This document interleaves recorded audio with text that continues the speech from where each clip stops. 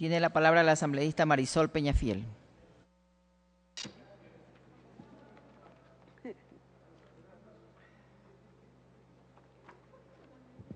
Muchísimas gracias, compañeros, colegas asambleístas.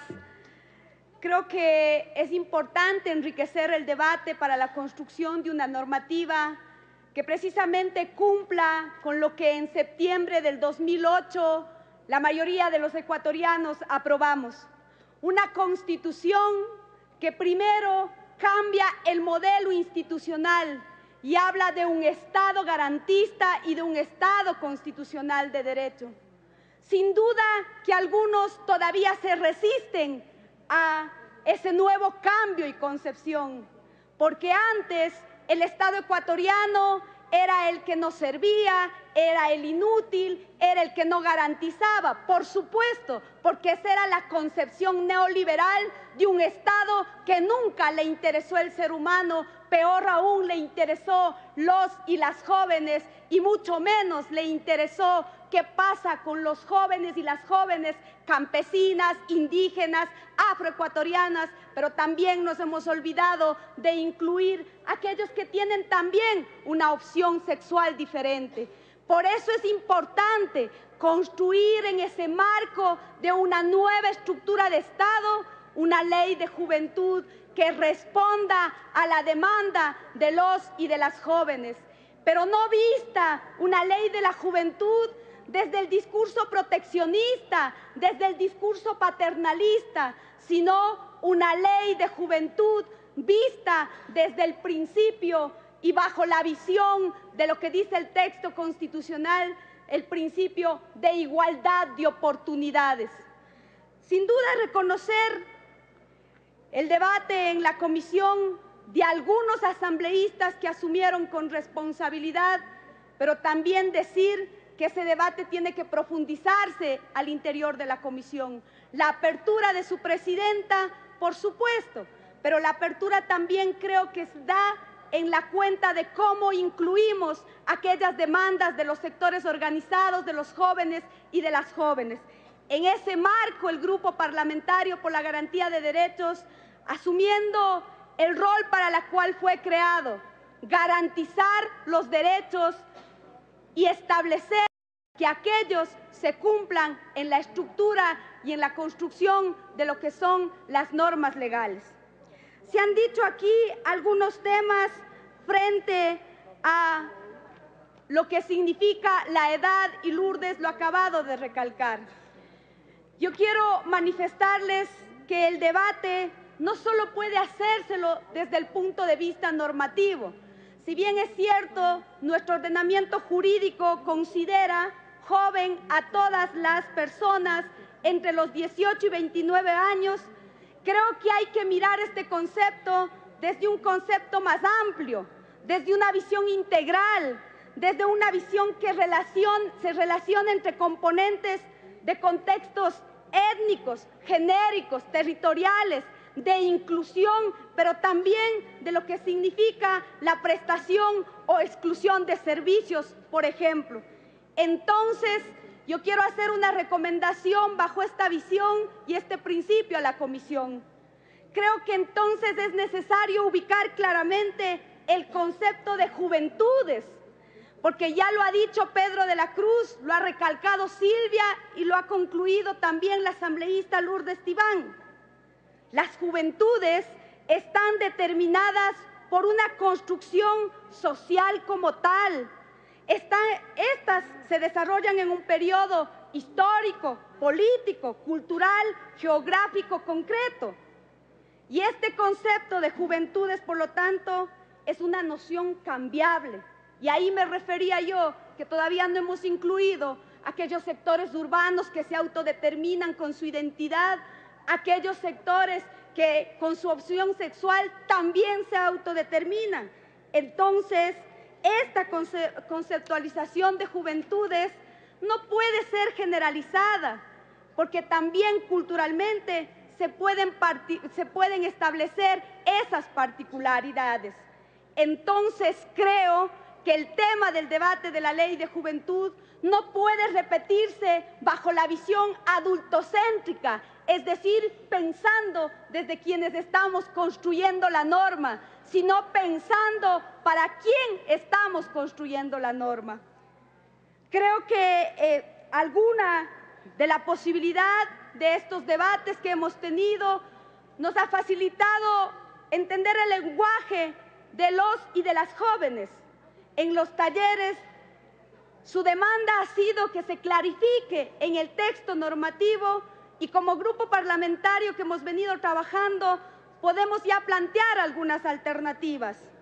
Establecer que la propuesta puede ser entre los 18 y 29 años para determinar a un grupo como tal, pero creo que hay que incluir un inciso que permita con claridad establecer que todo lo que se determina en el artículo primero cuando se refiere a la edad, al grupo etario, al rango, no vaya en vulneración y sin perjuicio de lo que disponen las otras normas en beneficio de los niños, de las niñas y de los adolescentes. Entonces creo que puede ser una parte de la solución a este debate que hemos tenido en el tema de la edad.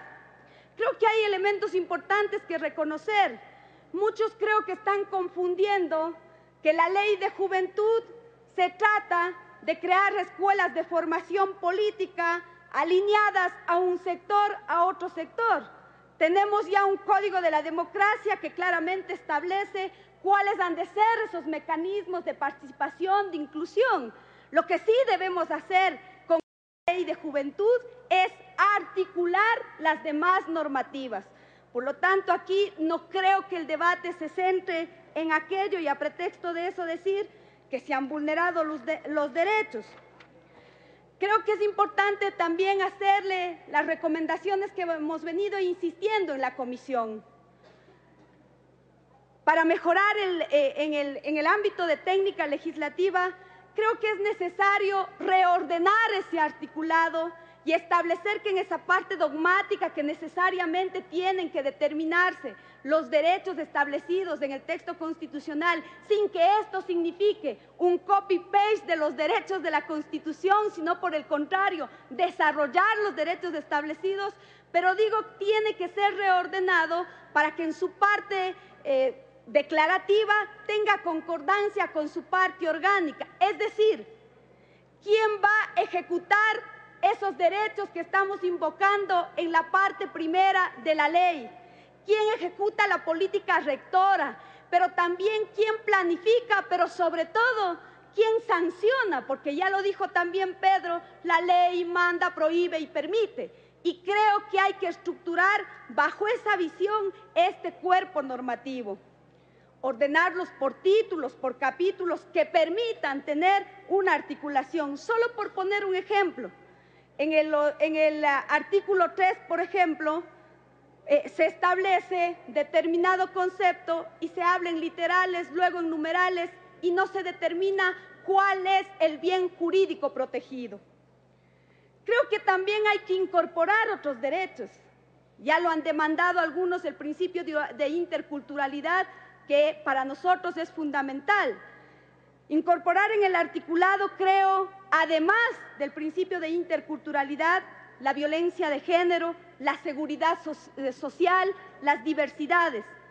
Pero también creo fundamental, y ahí decirle a Lourdes que la demanda de los jóvenes no es pues que tenga un artículo y le declaren que tiene derecho al placer.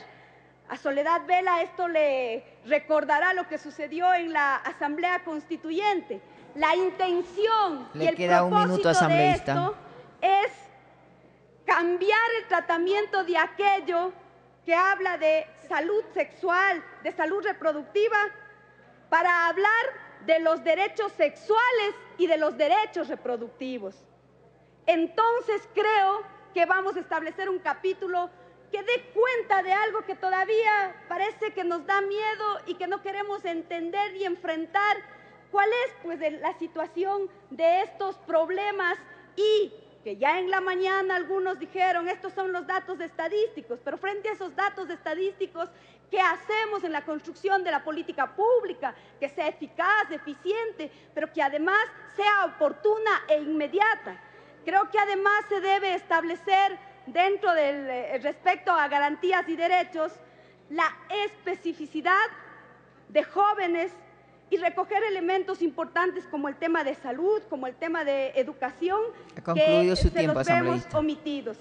Yo quiero solamente decirles que en el tema de la institucionalidad, le voy a pedir, compañera presidenta, tres segundos. De la institucionalidad depende el cumplimiento de la norma.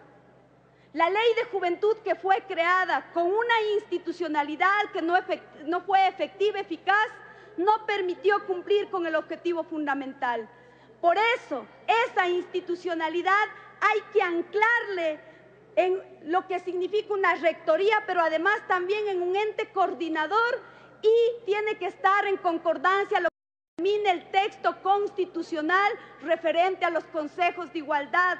Tenemos que referirnos a los que ya aprobamos en esta misma asamblea, como es el Código Orgánico de Ordenamiento Territorial. Es hora que en los territorios, los gobiernos locales también asuman su responsabilidad en cuanto a política fiscal y dinero para que se cumpla con eficacia lo que esta ley está demandando. Un principio de igualdad de oportunidades para todas y para todos. Muchísimas gracias.